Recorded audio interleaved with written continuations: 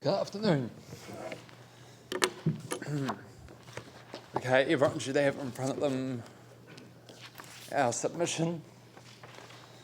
Okay, Connect Canterbury sounds a lot flashier than what it is. It's a Facebook group with about 50 members currently. Okay, so I'm here to hopefully offer a win-win, because I know a lot of people get down on the council about what they haven't done. It's really easy to do, but hopefully I'll provide a solution. Okay, over the last 4 years, we've been quite stressed with the basic commute across town. I got back from Melbourne about a year ago to do my instructor's rating. It's quite charming having to learn the potholes around town, and I'm pretty sure most of you have done it. But at the end of the day, it gets quite tiresome. So in front of you, you see the submission, and we're looking at high-speed rail. Now, I understand a feasibility study was done, and high-speed rail wasn't on there, as far as I could see. Normal rail was, but high-speed was missed, as far as I could tell.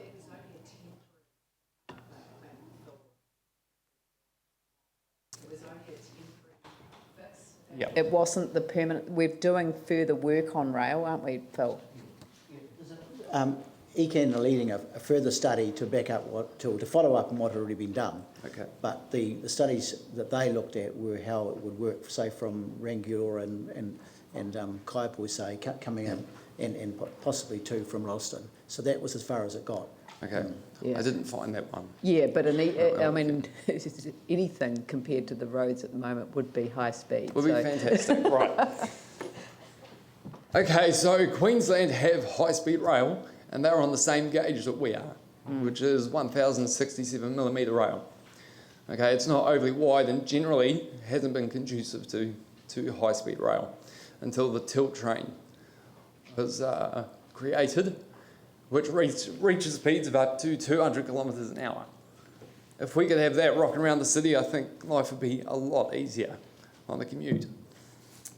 You can see in the system, section 3, I think it is, on the first page of the system, it will be a park and ride system. It will service the 60,000 people to the south and the 35,000 people to the north. I know a lot of people say that we don't have the population to, I guess, substantiate having rail, but the rail is already there.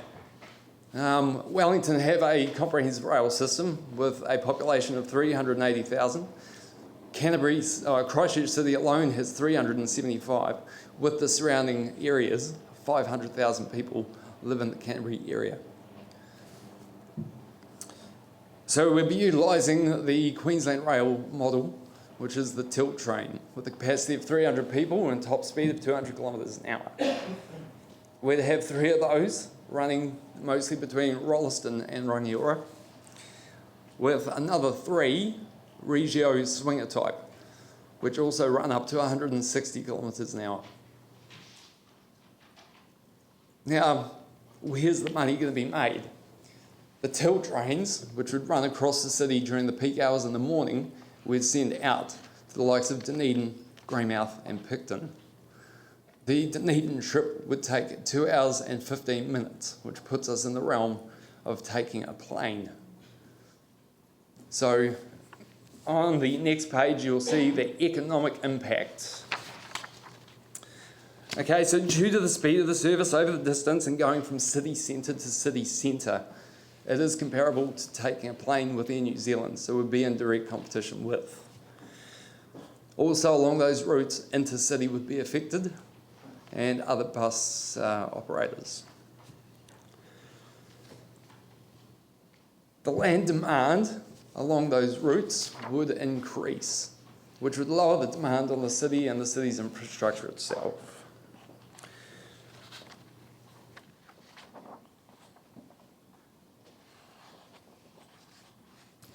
So it's the tilt trains that leave the city throughout the day that will be the biggest income generators. What will be left behind will be the 3 swinger type commuter trains, which would take care of the off-peak and should be able to do it fine. Coming back into the city the tilt trains would cross the city again and take care of the peak traffic on the way home. So we're multitasking the trains, which is how you make the best profit out of them. Conservatively, I estimated $30 to $40 million a year in profit off the tilt trains alone. So I'll get to the conclusion. In the everyday movement of commuters, students and entertainment seekers, if the everyday movement of commuters, students and entertainment seekers was contributing to the CCC coffers while providing a cost-effective and environmentally friendly solution, is this not a win-win situation of an intelligent society? Canterbury is the ideal shape to build a super region. A better and more efficient setup than a super city, and rail would help achieve this. I don't think that you'd find any disagreement around the table. Ali? Two quick questions. Firstly, if it's so obvious and such a no-brainer as you've laid out here, why has it not been looked at sooner? The massive outlay cost. Yeah. Okay, yep. Also, did you see the story on Campbell the other night in Huntly with the housing that had opened up on the line from Auckland to Huntly? I heard something about it, didn't see it. So no, my question is, because you've referred to that in here, that this could be a way to address our affordable housing issue, couldn't it? Yep. Yeah, absolutely. And Live in Huntly. yeah, what I believe the problem was with the Huntly situation, the Hamilton to Auckland, is they were looking at reintroducing the Silver Fern rail cars, which have an average speed of 70 to 80 kilometres an hour. Yeah, but the issue was it's still faster to Auckland, and also the problem at the moment is that the trains don't actually stop as they go through Huntly, which means people can't buy cheaper housing and commute to Auckland using the train, which is the issue I think was being referred to here. Yeah, in my initial submission that I put in online, you'll see that the stops are Amberley, Rangiora, Kaiapoi, Belfast, Northlands, Mona Vale, Addington. Where will it finish? Yeah. So I would anticipate Ashburton to Amberley, Yeah, the inner city. Mona Vale, Addington, Middleton and Hornby. And coming through the other direction from Littleton, you'd have Heathcote, Linwood, which is Linwood Waltham, isn't it? In there. You'd still use Addington and put one in at Morehouse, like they used to be. What about Christchurch and Sydney?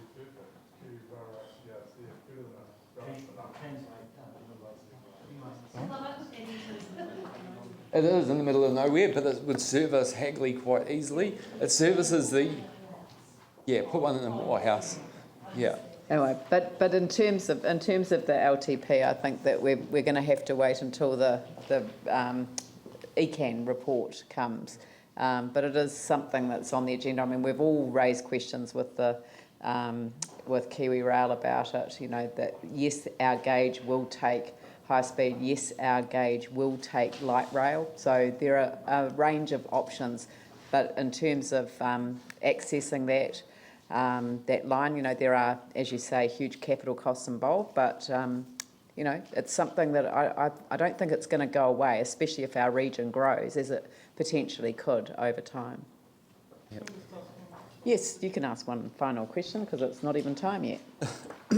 If we were, say, to borrow the cable car or the trains from Wellington or share them or whatever, we already have the tracks, whether it's from Darfield or Rolleston or Ashburton or Amberley, etc. We have all the mini stops because they haven't been taken away, because if you take the Transalpine, it takes a week to get to the Alps because they stop everywhere for a cup of tea, which is absolutely mind-boggling.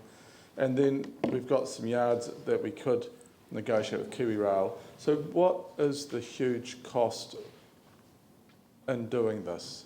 Because if Transit New Zealand are going to spend hundreds of $1 million on roading, Yeah.